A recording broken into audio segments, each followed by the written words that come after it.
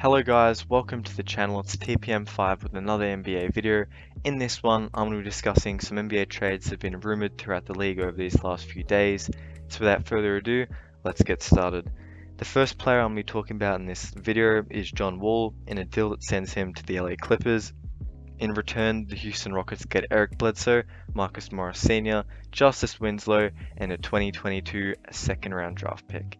Now, ever since John Wall's string of injuries that saw him miss a whole season happen, he hasn't really been the same player as he was when he averaged 23 points and 10.7 assists with the Washington Wizards. He's coming off of a year last year where he averaged 20.6 points and 7 assists, which sounds great until he realized he did that very inefficiently, averaging 3.5 turnovers and then also shooting only 40% from the field and 32% from 3, albeit on a career high number of attempts.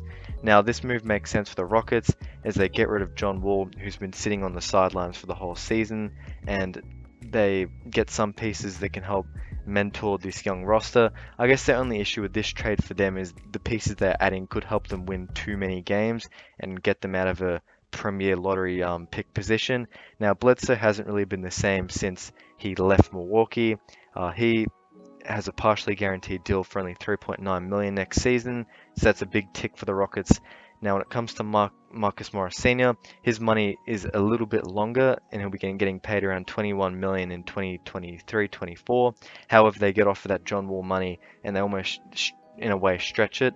Now the Clippers get a player who could benefit from a change of scenery and really take a step forward toward the latter years of his career.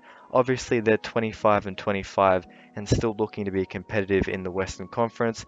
They don't own their draft pick this year, so it makes sense for them to go and make a move like this to really continue their push for playoffs. I think this move is unrealistic. I think the Clippers want him on the buyout market, but it could still, one way or another, see John Wall join the Clippers, whether it's in a trade or from the buyout. Now, as you can see, that was a subscribe animation. Please consider subscribing to the channel. I make NBA content 2 times a week, and enough of that. Let's continue with the video, and where the second trade of the video is now, which sees Jalen Brunson, Moses Brown, and a protected first from the Mavs go to the Knicks. In exchange, the Mavericks will be receiving Kemba Walker and also Mitchell Robinson as well.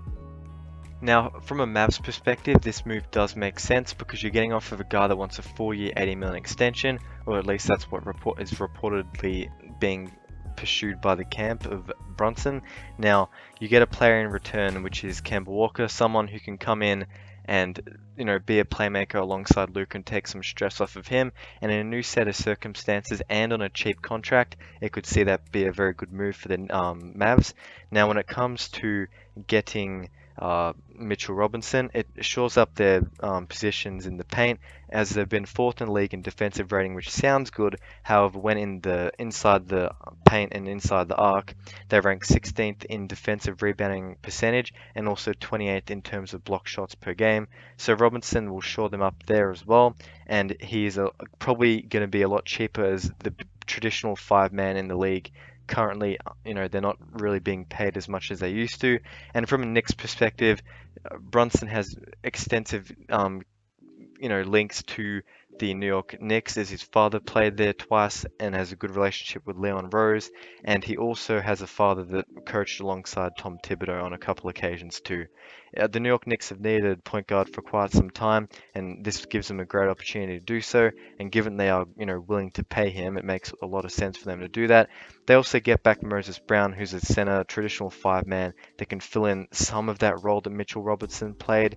And Jalen Brunson, averaging 16 and 6, could be a very good pickup for the New York Knicks, who have been rather disappointing so far.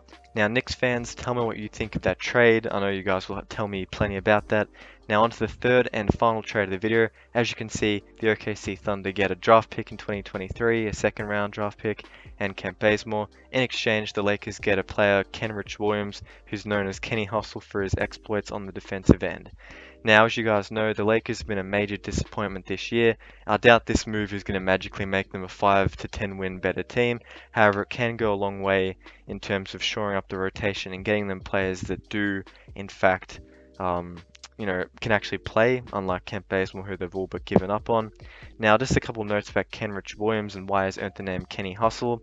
The OKC Thunder, despite being one of the worst teams in the league, have outscored opponents by 2 points per 100 possession when he's on the floor, and is also developed into a 42% three-point shooter, albeit on low volume, while he's during his time with the Thunder.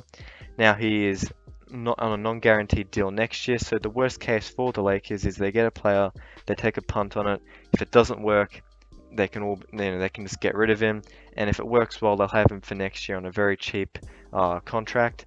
Now, when you look at it from the Thunder's perspective, the reasons why the Lakers should get Kenrich Williams is pretty much the exact reason why the Thunder should trade him.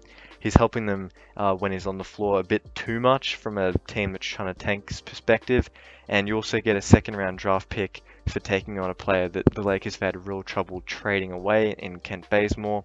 I'm sure Kent Bazemore might get bought out and find another chance in the league, but the key thing for this is the Lakers get some more shooting and also a bit of a defensive grit and grind player that could feature in the rotation for them, and if not, just gets waived.